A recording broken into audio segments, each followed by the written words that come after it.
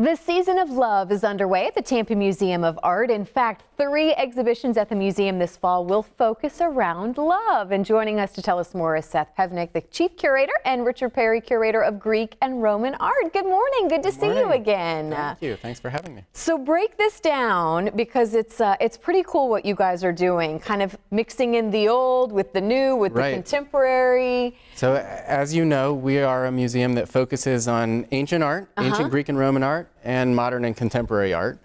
And often they're separated, but here we're bringing them together. So as you said, this is the first exhibition of 3 in our Season of Love. So next month we'll open a show with an infinity room by Yayoi Kusama. The month after that, a sculpture retrospective by the artist Robert Indiana, who's very famous for his love sculptures.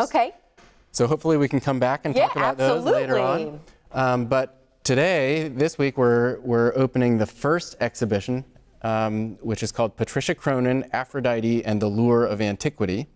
And it is the first in the Season of Love, but it's also the first in a new exhibition series that we're doing that we hope will happen every 2 years. Essentially, you put out a challenge. I love this. Absolutely, yeah. So we wanted to connect the old and the new, as you said. And so we invited a contemporary artist, in this case, Patricia Cronin, to come visit Tampa, look at our ancient Greek and Roman collection, and see what inspired her to create this visual conversation with the collection. And let's go ahead and show the picture of what she decided on and said, okay, this is what has inspired me. She was inspired by this marble torso of Aphrodite. This is a life-size sculpture of the Greek goddess of love and beauty, Aphrodite. We can tell because of the way she's wearing this drapery, but it's really exposing her, right, to show how beautiful she was. In antiquity, this was made in the 1st century AD, and it had a head and arms and legs, right? They didn't carve fragments like this. But this is what we have now. But this is what we have now. Not unusual for a sculpture after many centuries to lose some of its parts. In this case, we have some drawings and photographs that show how it was restored in the 18th and 19th centuries. Those restorations have been removed because they probably were not correct.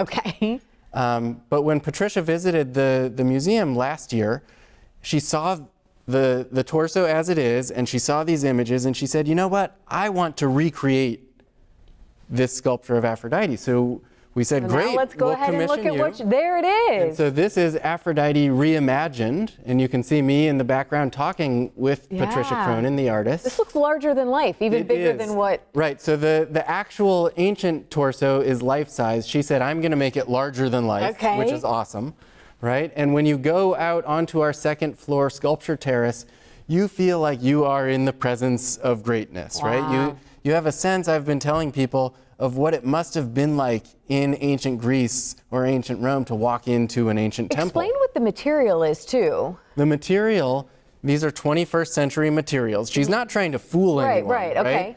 What she's trying to do is to get us to think about the history of this object and the history of so many artworks that get buried, and then they get rediscovered, and then they get reimagined, and they're appreciated differently by every culture that is the temporary custodian, right? Right now, it's our job to take care of this sculpture, but 100 years from now, someone else will have this job, and other people will be able to come and visit.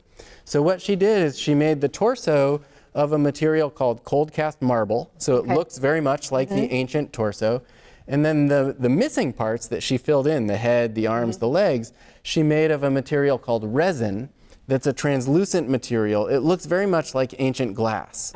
And the effect is just beautiful because when you're outside on this terrace, the sunlight changes over time, and the way that this appears changes over time, much like the way the sculpture changed over its long lifetime. So it's available to come and check out today, correct? It's on view today. It'll be on view through January 6th. All right, and we're just scratching the surface on what's ahead. Thank you so much. Yes, we're going to come out and see you guys, be on location, and then have you back in studio as well, because you have a lot of good stuff coming up. Great. Thank you for coming in. We appreciate your time this morning. Thank you very much. Cool stuff.